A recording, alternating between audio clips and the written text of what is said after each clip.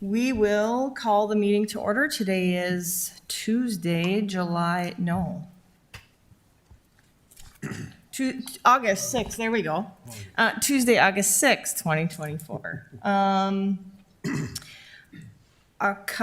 One change to the order of our agenda today. Number 4, item 4, conditional use permit at 6987 and 7102 37th Street South is continued to January 7th, 2025. There will be no presentation by staff and no action will be taken by the commission on agenda hearing item 4 today. With that, no other changes to the agenda. I will take a motion. So move. Second. Motion and second. All in favor signifying by saying aye. Aye. All opposed, same sign. Okay. Order agenda approve minutes. Minutes from, this is where July 2nd, 2024 for the minutes. Anybody have any changes to the minutes? If not, I'll entertain a motion. Move approval. Motion, Second. motion and a second. All in favor signify by saying aye. Aye. All opposed, same sign. All right, next we will move to public hearing items. The first item is hearing on application plat of Champions Gate Prairie Farms Second Edition. Donald Kress to present. Thank you, Madam Chair. Good afternoon, Commissioners. Donald Kress of the Department of Planning and Development. Our first item here, I'll be doing the first 5 of these, so don't get used to me here. Our first item here is Champions Gate at Prairie Farms, Second Edition. This property is located on 31st Avenue South, backs up to the city of Frontier. 52nd Avenue South is here, 64th down here. This is a minor subdivision. As you see, the property is currently subdivided into 25 lots. Originally, it was subdivided into 8 large lots. A few years ago, it was re-subdivided into 25 narrower lots, and now we're going back to the larger lots. It is at present undeveloped. Here are a couple photos of the site. I always like to take pictures on sunny days, but yesterday was not sunny. So again, an undeveloped property here. This is the city of Frontier. The residences and foliage here is all in the city of Frontier. Zoning here is SR3, single dwelling residential, and will remain so. No change to the zoning is proposed. The subdivision plat here, and north is on this side here, on my left. Shows that there are 8 lots here, or rather 11 lots here. Going down here, there's one really large one at the south end here. And there is a private drive here so that there are not individual driveways onto 31st Street. 31st Street does not actually, I'm going to take a little detour here to the GIS, just for a reference that the, hang on here, as you look along 31st Street, that photo's going here.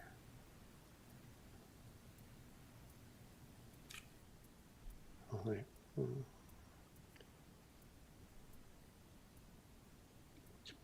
These are different ones here, hang on. Okay. This is laid out a little bit differently than I thought it was. Okay, it's not going to show what I want here, but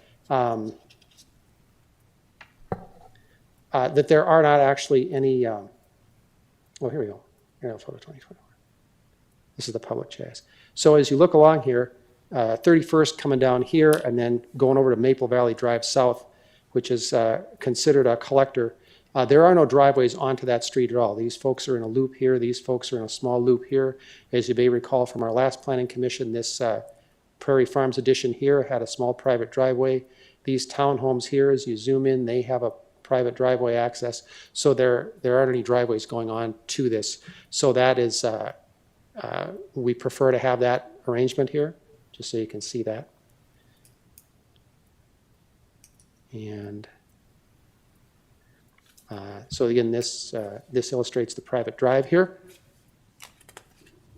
We have had a couple of phone calls. We always do our advertising. We did a couple of phone calls, and at least one person is here today just wondering about the project. We haven't had any opposition, just some inquiry. We did contact City of Frontier. Their residents would be within our notice radius, and we also did contact City Frontier government directly as well. So the recommendation for approval is stated in your staff report and shown on the screen. Brian Pattengale of Houston Engineering, the project representative, is with us this afternoon and may wish to address the commission. That concludes staff's presentation. Thank you, commissioners. Thank you, Donald. Commissioners, for Donald at all? I guess, Don, my question would just be related to the housing plan where, there's been a lot of discussion of having greater level of density in town. How does this balance with that? Well- because certainly larger lots make sense in this neighborhood and are prevalent, but Yes, sir. Well, I'll tell you, it's already zoned, SR3, which would be, a larger zone. I don't know that there's anything to work against platting this size. Okay. As you say, and it does back up to Frontier, and those are large lots there. And I know that, when we did into the 25, the narrower lots, that project applicant actually went and met with the City of Frontier. He had a meeting with them. And I think they were concerned that, there were some narrower lots. I don't know if that concern is still there, but, it matches that context, even though it's a different city. We're trying to work with that. And I see your point, sir, but I don't know that there's anything we could, turn this around to not enable them to do this. okay, thanks. Yes, sir. Any other questions for Donald? Do you have anything to add?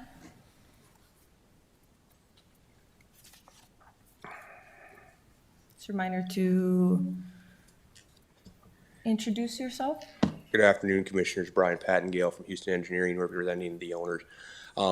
Yes, to respond to the density thing, we are a little bit less dense than the previous 25 lots, but we're still a higher density than the original 8 lots that were out there.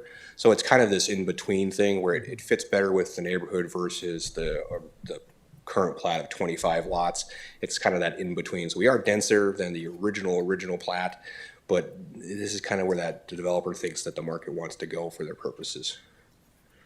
And I'm happy to answer any other questions there may be. Go ahead. So with the current 25 lots on there, would the intent, if those 25 were to stay, it would likely look similar to the townhomes that are just south of there? Those look about 25 foot. The original plan for that was development that fell through when that was replatted several years ago was for like row style homes type of thing with a rear access garage. There came some issues with just development costs and fire access and stuff that couldn't be overcome with that. So that sort of fell through with that, where we went to like I said, like a row style home development. They had some problems with that, and that kind of fell apart and just sort of didn't go to fruition. But yeah, if you went to a row houses, I'd have to talk with the developer about what they would want to see for that. But potentially, most likely with those narrower lots like that, you'd be looking at either a twin home style development or potentially like row houses of 4 to 5 units type of thing development. In that, as far as that's what we typically see with those narrow lots like that. Any other questions? No, thank you. Thank you. At this time, we'll open up the public hearing. Anybody have anything to say for or against this application? Seeing none, we will close the public hearing. Commissioners, any discussion? Go ahead. Yeah, maybe just a comment on there. I'm in support of this project, but I think hearing the applicant's reasoning for, or I guess what would happen if it stayed a 25-foot row homes, 4 to 5 unit, smaller development. I think that the housing study said that we needed development like that. However, it's undeveloped now, and it's still more dense than the original application. So I'm in favor of it that way. But I guess it is interesting that our housing study says we need more of that. But it sounds like the market maybe wants something a little bit different. So just an interesting comment. I Any other- move to approve the motion in the staff report. Second. Motion and a second. Any discussion on the motion? Seeing none, go ahead and take the roll. Shuey, Aye. Glei, Aye. Rosenberg, Aye. Cecil, Aye. Schmidt, Aye. Stoffren, Aye. Tassett. Aye. Motion passes. You want to talk a little bit before? Yes, ma'am, thank you. So our next item, 2A and B, is a planned unit development, realizing that some of you commissioners are new, and it has also been a little while since since you're new, and we don't do that many planned unit developments. We thought I'd have a one-slide refresher here for you all. The planned unit development is provided for in the Land Development Code, section cited there. And how it works is as you'll see coming up here, there's a base zone. So usually it's a GC, general commercial zone, or MR3, multi-dwelling residential zone. The PUD allows the standards of that zone to be modified. So setbacks, lot coverage, density, uses allowed, et cetera. And that's the actual PUD overlay. So that's the chart that's in your packet. A PUD also provides an overall plan of how development will occur, a master land use plan. And just to contrast this, sometimes you'll see in our presentations, the applicant has provided a site plan, and we say, well, this is just for reference. You can't hold them to this. It's just for general reference. In this case, you can hold them to it. That you're supposed to hold them to it. So that's a difference here, this master land use plan. And then all subsequent development must match that plan, which is called a final plan. Your commission is not considering a final plan for this project today, but probably within the next couple months, there will be one when the applicant is ready to submit his building plans for this site, and then your commission will review that and determine whether or not that matches the master land use plan. Ideally, it should, and then you can approve that.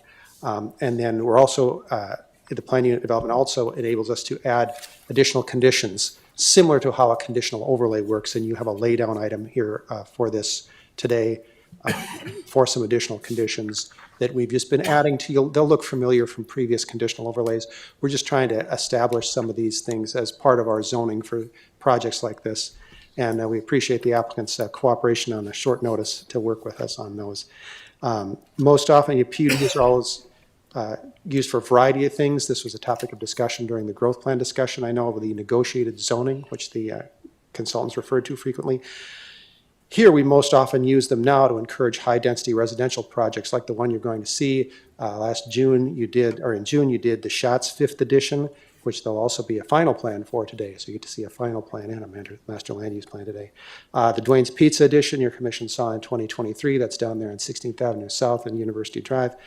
And in January and March of 2022, your commission saw Metropolitan Park 3rd, which is off of 45th by Calico Drive. That was a Nate Bomuth project. So we've mainly done it for those reasons, although you can use them for a variety of other things. So that's just a background there for you all, a little refresher. And Manny, why don't you go forward with the next Sure. one? Anybody have any questions on PUD at all for Donald before he? And as he goes into the hearing item number 2, right? You can for sure ask questions if you have any questions overall on the PUDs as well. So go ahead, Donald, and Thank you, ma'am. present number 2A and 2B, Legacy 8th edition. Okay, so this is Legacy 1, 8th edition. This is located here. This is 25th Street South, 62nd Avenue South, here 64th Avenue South. And this is just a zone change and a planned unit development. This is a little complicated here. Your commission saw the subdivision plat to this a couple months ago in June, and that plat has not actually been finally approved yet by the city commission. So this is on the proposed Lot 1 We're pretty sure it's going to be that size there. We're not too concerned about that. But as you notice in the motion, and we'll talk about this again in a moment, that the approval of this zone change in PUD is contingent on the city commission's approval of that plat. Normally, we do the plat and the PUD together, but for various reasons, working with this developer, the plat went first and the PUD is following along. So not a huge complication, but just so you're aware of it. That is an undeveloped lot. Here's the site here. This is 25th Street. This row of moved dirt here on the east end of this plat, the applicant is going to develop some townhomes, some 3-unit townhomes, if you remember that plat. And he has started to do some prep work for that. The owner owns the land, so they can do some dirt work and site grading. And then here's a view of the area from 62nd Avenue South. Again, a murky day there yesterday. The current zoning on this property is general office. A couple of years ago, as we talked about in your staff report, this was zoned from a residential zone to general office with the idea that a daycare and some local commercial development would be developed there. That did not come forward. So that owner has sold it to the current owner, Brandon Rayboyne, and Brandon has a new plan for this. This is the master land use plan. So these would be those 3-unit townhomes over here. This is the dirt pile is right about there. So we see here a proposed 52-unit building. There will be parking underneath, either a full first floor or a partially sunken first floor, and Mr. Pattengale can address that in more detail. There is some surface parking. There are no garages, though. They're required to have a detention basin here, which they have built in on this area, and some buffering pursuant to the Residential Protection Standards Ordinance. In your laydown item, there were some additional conditions. Much of this is already depicted on here, or will be building materials, which they'll have to meet when they develop the site plan for this, the building permit submittal.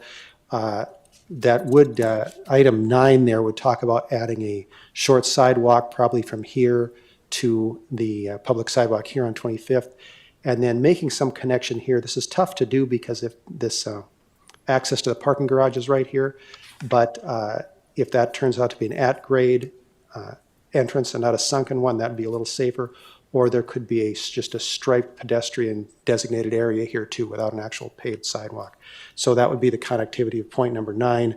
The rest of these are pretty straightforward. There are some points in there, 5, 6, and 7, about accessory buildings. None are depicted on this plan, but again, that's become a standard phraseology we've used. And then point number 10 just clarifies where the access is. We just put that in there for our reference. There's a reason that there's only one access here, and that's what that is. Here's that Legacy 1/8 edition that your commission recommended for approval back in June. Here are those 2 lots. It'll be the townhomes, and here's the subject property here outlined in red. The PUD chart is in your staff report. The short version is attached in your staff report, and the full version is attached. They're looking at a density of 40 dwelling units per acre, modification of the front setback, slight changes in building coverage and open space, a reduction in parking, a rearrangement of where the required plant units would be located, and a height adjustment just in case they need to have that full story of height. That's in relation to the residential protection standards because this is multifamily development in relation to adjacent single-family development, which is what triggers the residential protection standards.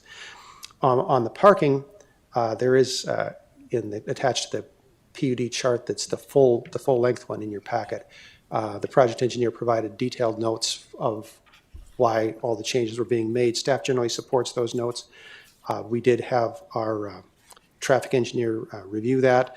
He did not feel that there was a need for a more site-specific parking study for this project. The 1.5 stalls has been something we've been using quite a bit here. He felt pretty confident that that would be sufficient for this area or for this project. Here are a couple of the renderings here. That's on the north side, and that's facing westerly on 67th. And then these were they sent us 6. I only put 2 in your packet, but these are just a couple more views here. And again, Brian Pattengale, Houston Engineering, is the project representative for this. And Mr. Pattengale is that, oh, and Brandon Rayboyne, project, okay, Brandon Rayboyne, the project owner and developer is with us as well. They may wish to address the commission. Staff's recommendation for approval is stated in the staff report and shown on the screen. That concludes staff's presentation. Thank you, commissioners.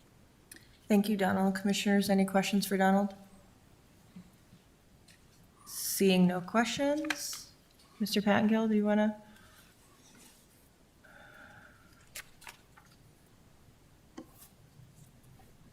First, Brandon? What? Sure, just a general information on the project. Okay. I'm Brandon Raybourne. Nice to meet you. This is Ron Pattengale, Houston Engineering. Mr. Pattengale. So this is a nice 52 unit, 51, 52. 51, 52. Yep. Apartment project. We were able to achieve a nice per unit cost by kind of having a small ownership group without a ton of fees on top. So we're aiming to come in around 170,000 a unit, which will allow us to keep market rents very, very competitive. So our goal is to charge at or under market rent. It's not an affordable housing project at all. Obviously, it looks very nice, but our goal is to have a very competitive, nice product to put in to increase the density. And we're able to do this partly because we have in-house construction ability, and we're doing the units next door. And so we're assigning some land costs to some higher density townhomes. And we did the townhomes to keep the integrity of that block intact, along with doing a higher density, nicer feature on the main 25th Street frontage. So the city was very hopeful that we would do underground garage, and we were happy to comply. But with that, there's a lot more cost. So we were hoping for some more density to accommodate that, while also we didn't want to have above grade parking with this many units because it's going to be 400 feet tall, which is bad. So that's an overview of the project. Happy to field any questions that all you guys have. Or Yeah, any questions on the PUD modifications mainly, if you guys had questions on any of those, why we did certain things a certain way. Go ahead. Brian, can you park on 62nd Avenue? I mean, is there street parking? I'd have to check on that. I think it's classified as a local street, so I believe there's parking on both sides, but I'd have to verify that with engineering. Not sure that's in the picture, commissioners. Let's take a quick look here. If there are no parking signs, I try to get them in the picture, but apparently, yeah, well, that looks pretty open there. Mr. Borgo, you don't?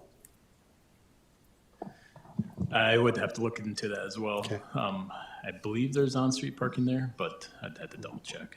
I don't see any signs here, so it's a good sign. Okay, well, I'd be more comfortable with the parking reduction if there's some street parking available there, because this looks pretty tight otherwise. as we looked at it, we have 1.6 and change per unit, and we do have quite a few efficiency in one-bedroom units. So I don't think our parking ratio is going to be much of a functional problem, as much as ideally, you know, you want to get closer to that 2 parking spots per unit. But right now, 2 bedrooms aren't quite as marketable, and so I think our mix of units should make that less of a concern. I would agree, parking on the street always helps overflow.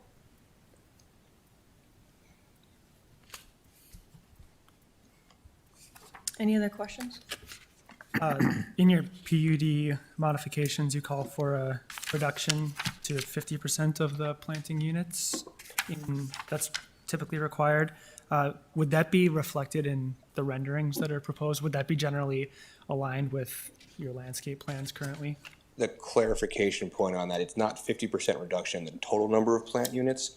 There's a stipulation in the land development code that says 70% of your plant units are supposed to be located between the building frontage and the street frontage. We want to modify that just down to 50 versus 70 because we have that reduced boulevard space. So I'm concerned about being able to fit enough plant units in that area to comply with that code. So we're not reducing the overall plant units on the site, we're just shifting them where they are located on the site overall. So we'd probably shift more of them to the green space on the north side of the site, where we've got a little more space to, you know, provide some green space on the site. Thank you. Any other questions, commissioners? Okay, thank you. Thank you.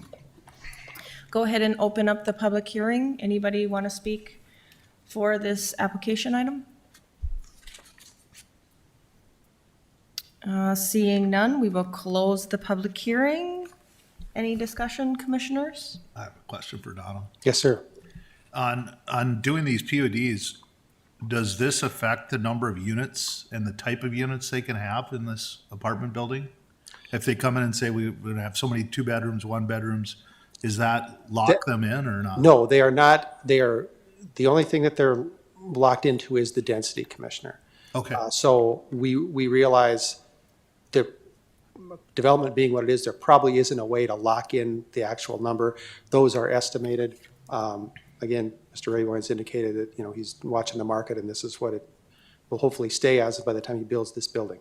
So, yeah, I was just hoping that that wasn't the case. That- yeah, there is some flexibility, sir, that's Okay, correct. Go ahead.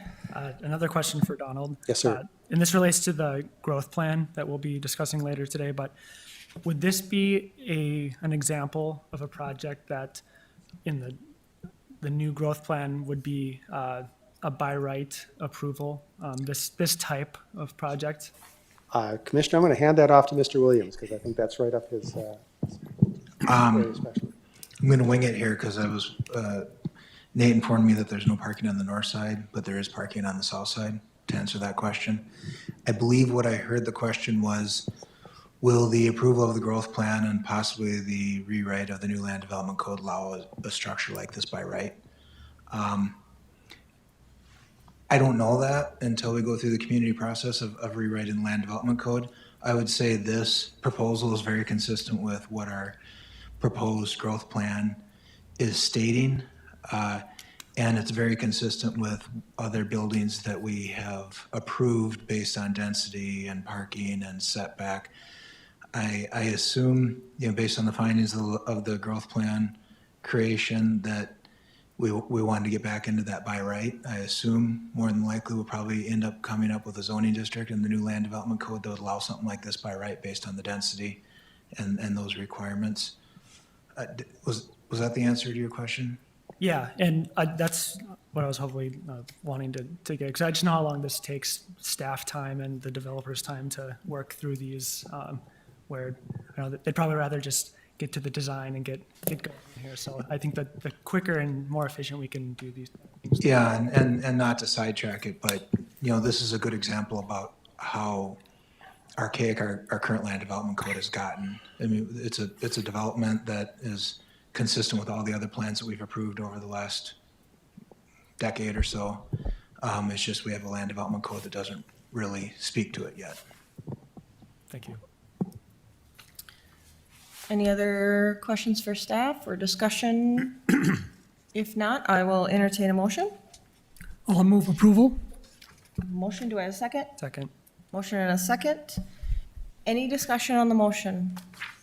I would just say I think this is a really good example of the kind of development that should take place in this location, the higher density, and also a minimal setback from the street without a big parking lot in front of the building. So I think it's an example that can serve in the future as a good guide for this kind of location. Any other discussion on the motion? If not, go ahead and take the roll. Rosenberg, aye. Cecil, Aye. Shuey, Aye. Glide, Aye. Schmidt, Aye. Stoffren, Aye. Tassett. Aye, motion passes. Next hearing item is hearing number 3, True North Edition, still with Donald Kress. Yes, ma'am. We have 3 minor plats right in a row here, ma'am. So this item 3, is True North Additions, located here, 20th Avenue South. Here is the Fargo project that our planning director and others were involved in to develop this park and stormwater area. And then here's I-94 and 42nd Street. And this is, for you old-time Fargoans, is the old Pepsi building. The Pepsi logos are still on the building. And this is the future home of True North Church. Here's the Pepsi logo. And you see this is a large, it is my understanding it's once a warehouse that became an office call center. So here's just looking along the property frontage along 20th Street here. This is I-94 back here. The car's on I-94. What's happening here is, as you see in the aerial photo, there are 2 lots here. They're just being combined into one. This was actually similar to one you did called the Harvest Church Edition, which was south of Main Avenue a few months ago. Again, just combining the two lots into one so that it's one unified lot. This building will be used by the church. The zoning here is GC, General Commercial. Religious institutions are allowed by right in general commercial. And this just shows about the property line between the two lots and that they'll be combined in a single one. You're facing north here. The interstate's behind us. This is the Dakota Medical Foundation building across the street. And I believe the Staybridge Suites is next door, the hotel. Plat, pretty straightforward here, just combining two lots into one. The representative on this project, again, is Brian Pattengale from Houston Engineering. And staff's recommendation for approval is stated in your staff report and shown on the screen. That concludes staff's presentation. Thank you, Commissioners. Thank you, Donald. Any questions, Commissioners, for Donald? Seeing none. Do we have questions for the applicant? No questions? Okay, let's go ahead and open public hearing. Anybody want to speak for or against this item? Seeing none, we will go ahead and close the public hearing. Commissioners, any discussion? If not, I'll entertain a motion. Move to accept staff findings. We have a motion- Second. Motion and a second. Any discussion on the motion, Commissioners? Seeing none, go ahead and take the roll. Gly, Aye. Schmidt, Aye. Stoffren, Aye. Rosenberg, Aye. Cecil, Aye. Shui, Aye. Tassett. Aye. Motion passes. Next up is, we will, continuing item 4. So item number 5, Simonson Company's 4th edition. Donald. Okay, thank you, ma'am. So Simonson Company's 4th edition is located here on 38th Street South and 52nd. Here's the Walmart. Line 29 here. As you see, this is Simonson Company's 4th edition. There have been a few replats of this area owned by the Simonson Company does all the convenience stores. And here is basically 2 lots going to be replatted into 3, again, a minor subdivision located here. The zoning here is general commercial with a conditional overlay. There is no change proposed. Here, another rainy day picture from yesterday.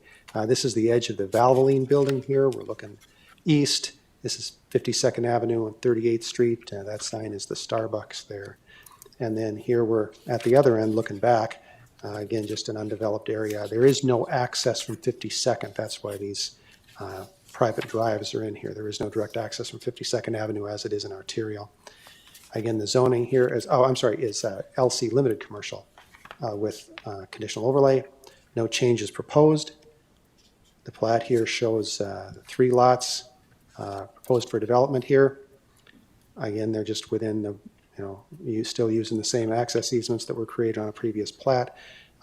This cross-hatching indicates a negative access easement. That is, it indicates there can be no direct access at these points. You commissioners have all seen these before.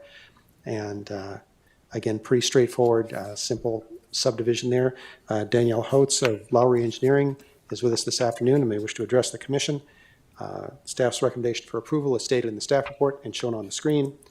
That concludes staff's presentation for Simonson Company's 4th edition. And John Simonson of Simonson Companies is also with us this afternoon. Thank you, Donald. Commissioners, any questions for Donald? Applicant, do you have anything to add? Commissioners, do we have questions for the applicant at all? Okay. Let's go ahead and open the public hearing. Anybody wish to speak on this hearing item? Seeing none, let's close the public hearing. Any discussion, commissioners? If not, I'll entertain a motion. I move to approve with a motion and staff report. I'll second. Motion and a second. Any discussion on the motion, commissioners? Seeing none, go ahead and take the roll. Shui, Aye. Gly, Aye. Cecil, Aye. Schmidt, Aye. Stoffren, Aye. Rosenberg, Aye. Tassett. Aye. Motion passes. Next item, hearing on application of MLTB edition. Donald. All right, thank you, ma'am. This is our last land use case here. This is the MLTB edition located on the corner of 57th Street North and 12th Avenue North. This is City of West Fargo over here. This is Marvin Windows over here. An industrial area, you've seen this many times before your commission, being replatted and readjusted here. Here's a picture of the site. It's tough to get the whole site in one photograph. This is the area that's going to be developed. This is Standard Industries here. They're a steel fabrication company. This is the part that's going to be split off. In the background, you see some shop condos here. These are always easy to recognize when you're going on 12th Avenue because it says Thor on one end and Zeus on the other. So we've got both mythologies involved there. This is proposed, I believe, to be some further similar development. There is a large pipeline easement. I guess you can't really see the little flags in here, but that appears on the plat. That's a large pipeline easement that cuts through here that the developers just work around. We know it's there, and we just take the appropriate setbacks. And the project engineer has been in contact with Magellan, who owns that pipeline. Zoning here is LI Limited Industrial. No zone changes proposed. The plat here depicts a couple things. There's the new Lot 1 and Lot 2 here, and then there's also going to be a break in the negative access easement. Again, we have this to control access from arterials, but our city staff has recommend this is acceptable, so there will be an easement going through the lot that'll connect 13th Avenue and 12th Avenue North for the purposes of these two businesses working together here. So again, still pretty simple here, just 2 lots and a little modification of the access easement. The project engineer, Tony Euclid of MBN Engineering, property owner Mike Lapine, and adjacent property owner Thad Thorsness are with us this afternoon. They wish to address the commission. Staff's recommendation for approval is stated in the staff report shown on the screen. That concludes staff's presentation on the MLTB edition. Thank you, commissioners. Thank you, Donald. Commissioners, any questions for Donald? No questions? Would the applicant like to add anything? Sounds good. Any questions for the applicant, commissioners? No questions. Okay, let's go ahead and open the public hearing. Anybody want to speak on this hearing item? Seeing none, we'll go ahead and close public hearing. Discussion, or commissioners, any discussion? If not, I'll entertain a motion. I'll move approval. I have a motion. Do I have a second? Second. Motion and a second. Any discussions on the motion, commissioners? All righty, let's take the roll. Cecil. Aye. Rosenberg. Aye. Shuey. Aye. Glide. Aye. Stoffren. Aye. Schmidt. Aye. Tosser. Aye. Motion passes. Thank you, commissioners. Thank you, Donald, making your keep, earning your keep today. Now we welcome Mark up to talk about our growth plan.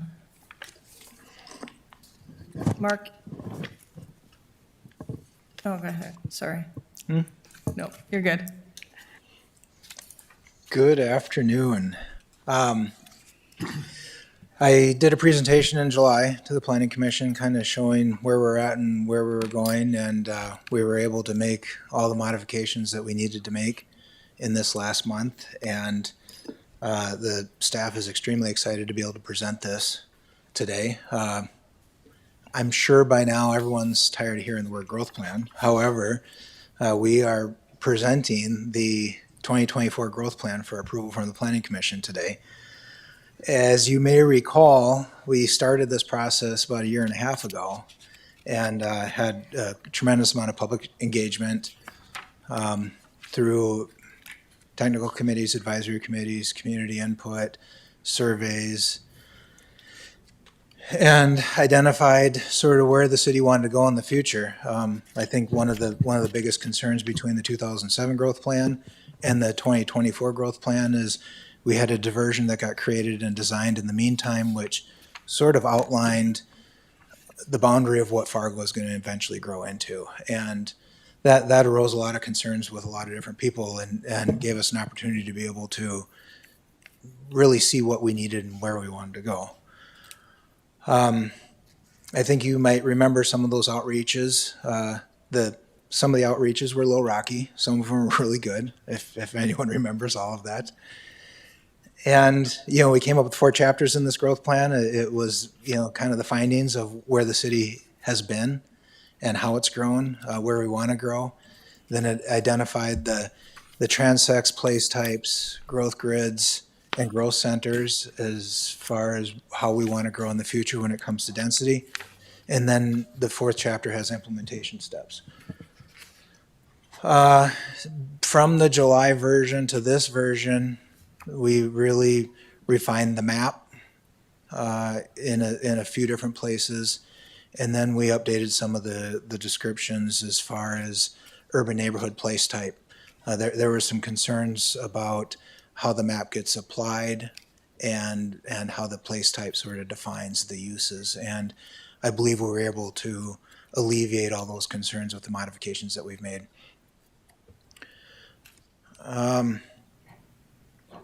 Hopefully, we're going to be in front of City Commission August 19th for the adoption of this, and then we'll start implementing this plan. That being said, we're recommending approval, and I hope I'm able to answer any questions. Thank you. Any questions for Mark Kim?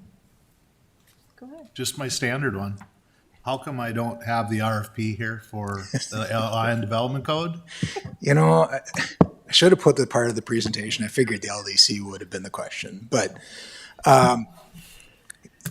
since we kind of did our dog and pony show of showing somewhat the final growth plan, there has been a lot of interest in getting this land development code going as fast as we could possibly get it going. So in essence, staff is still analyzing the months and the angles and how that might work to get it going and get it started as soon as we possibly can. We're working on it, and hopefully you'll be seeing some progress in the very, very near future. I think we could have an emergency meeting and approve the RFP. So if you get that done soon, that would be very nice. I'll take your word on it, and we'll make sure we have a quorum. Any other questions for Mark Kim? No? Okay, good job. I'm assuming, Yeah, there'll be a roll call vote. for Yep. the approval. an open, anybody, Make the motion to approve the growth plan. let me open and close first, I think. Oh, do we have right? to do that? Sure. Just in case, anybody want to speak on this item? Okay, now I'll close the public hearing. Now we'll take a motion. I'll make the motion to approve the Fargo Growth Plan 2024. Second. Recommended by the staff. We're so excited. We got a motion and a second. Any discussion on the motion, commissioners? Yes, there's something I would like to say about the growth plan. Of course, I'm a new member of the commission, and so there may have been discussions I don't know about, but I've been following the progress of the growth plan for some time. And I think since this is the meeting where the plan is to be recommended for approval by the Planning Commission, there are a few things I would like to say, and perhaps I'm preaching to the choir here, but the idea of zoning the city is about 120 years old, because the city 120 years ago, not Fargo, but just cities in general, especially larger cities, were totally horrible places. I mean, there were slaughterhouses and tanneries and so on intermixed with residences. And about 120 years ago, people began to say, we can't live this way. We must separate where we live and where the noxious uses are and so on. Of course, it wasn't totally benign. There were exclusionary matters that were included in that. But the idea of separating uses worked pretty well through about the 1940s. And after the Second World War, when the suburbs exploded in terms of extent of growth, that still the idea was we need to separate uses. And so we have, after the Second World War, a huge number of small lots. The average house size in 1948 was 900 square feet. There are many such small houses left in Fargo that are really wonderful little houses. But over time, the idea of separating uses became less and less useful. We're not building slaughterhouses in the middle of the city anymore. And so about 40 years ago, beginning in California, a group of architects and planners began to think about how we really live together now in a city. And out of that thinking came movements that are called smart growth and new urbanism and some related ideas, all converging on the same point, that we live together in a city today differently than we lived 120 years ago. And so, as you've said, the current land development code, the zoning ordinance in Fargo, is totally outmoded. I mean, it's based on thinking, fundamentally based on thinking of 120 years ago. And that is why almost every issue before the Planning Commission and the City Commission has to do with planned unit developments, conditional overlays, workarounds around the current zoning ordinance. And so what the growth plan expresses is really, in my view, an outstanding expression of how planners and architects and others thought about how we live in the city today. And that really encompasses all the ways we live in the city. Yes, our large lot subdivisions and downtown mixed-use districts. And so I really think this plan is outstanding. And of course, Fargo is not the only city doing this. There are many cities that are engaged in this process right now. But in the end, this is only a plan. In itself, it doesn't do anything. And so the point I wish to make is that the real proof of the pudding in this plan will be its implementation in the revisions to the Land Development Code and other documents that are coming up. And it really is going to be a major rethinking that is changing thinking from organizing the city based on original ideas from 120 years ago to how we think, in our best judgment, we will live in the future. So I am really enthusiastic about this plan, and I encourage everyone to get involved in the implementation, which is the next step. Thanks. Thank you, Commissioner. Any other discussion on the motion? I'd like to thank the professor for this great history lesson. It's very helpful. A lot more work to do, right? As we implement and work on the LDC. All righty, no other discussion? Let's go ahead and take the roll. Shuey, Aye. Rosenberg, Aye. Cecil, Aye. Glei, Aye. Stoffren, Aye. Schmidt, Aye. Tassa. Aye. Motion passes. If I could add one quick last thing, the city of Fargo did not pay Commissioner Glei to do the growth plan plug, by the way. And I didn't want to skew any of the voting, but I'm extremely proud of how the community came together, how the groups came together, how all the appointed and elected individuals helped out with this, as well as all our partners, all the developers and the planning department and our consultant CZB putting this plan together. It's truly an impressive document, and I think it's something this planning department's gonna be able to stand by for many years to come. Thank you. Thank you, guys. Thanks for all your work. Alrighty, next item is the PUD D1 PUD final plan on the proposed Lot 1, Block 1, Shots 5th Edition. Megan. Good afternoon, Chairwoman and Planning Commission members. This is a non-public hearing item. This is a review of a PUD final plan. This property, it's located at 5671 34th Avenue South. Up on the dais, you receive some laydown items, which is an aerial map, which is up on the screen, as well as the zoning map. So the area that we're talking about here is just on the west side of the highlighted box. It's just adjacent to Veterans Boulevard, with 33rd on the north and then 34th Avenue South directly on the south side. Back in June of this year, the Planning Commission reviewed the PUD Master Land Use Plan as well as SHOTS 5th Edition. and recommended approval to the City Commission. Those are still in the middle of that process. We're tentatively scheduled for those on August 19th at the City Commission. So just so you know, there is the contingency in the recommendation here for this final plan. Up on your screen is just the zoning map. And now I'll move on to the PUD Master Land Use Plan. So this is the plan that your commission approved in June that shows the building footprint, where the parking goes, the open space connectivity. And this is the proposed final plan. As Donald mentioned earlier in the presentation, the final plan is kind of that last component as part of the PUD. So this final plan is essentially the building permit plans as far as zoning code compliance goes. And those, it's just showing the comparison between the two. Be happy to answer any questions on either of these. And these elevations are for reference, just to get an idea of what the building is intended to look like, and then renderings as well.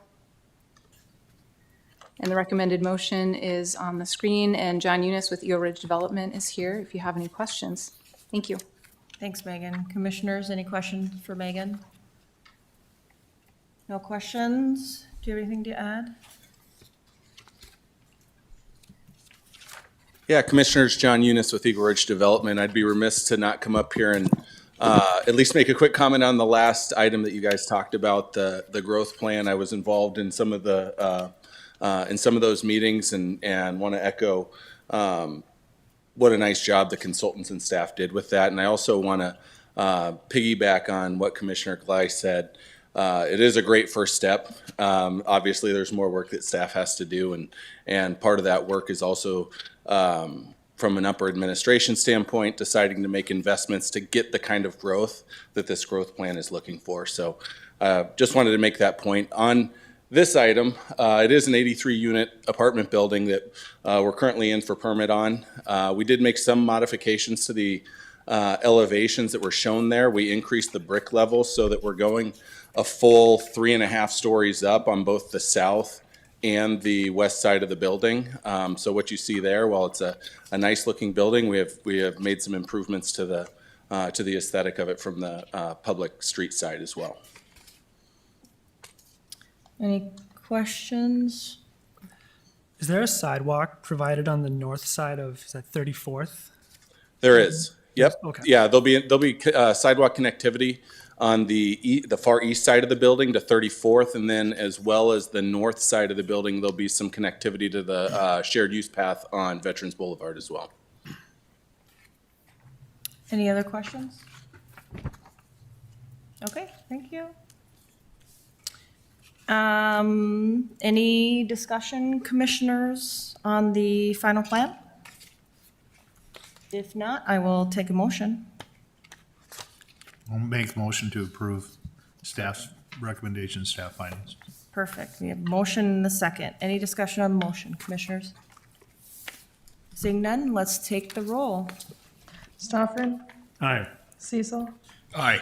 Shuey, Aye. Schmidt, Aye. Rosenberg, Aye. Glei, Aye. Tassett. Aye, motion passes. That should be it. Do I have a motion to adjourn? So moved. Motion and a second, and we are adjourned.